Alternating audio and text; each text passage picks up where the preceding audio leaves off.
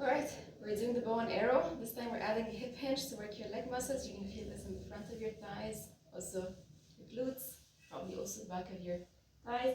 If you feel it in your knees, reduce your range of motion. If you still feel it in your knees, then skip the hinge. So we're going to start with the usual position. Feel your shoulder blades flat. Inhale to pull, hinge back, and release, alternating sides. Pull, initiating movement from your shoulder blade, reach back, and release.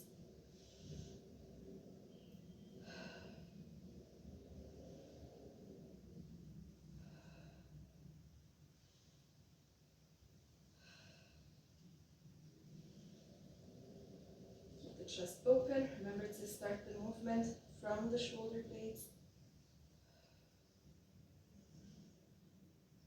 As much as possible, you want a straight line connecting the head to the hip, so we're not bending from the hip, sorry, the line connecting down to your knees.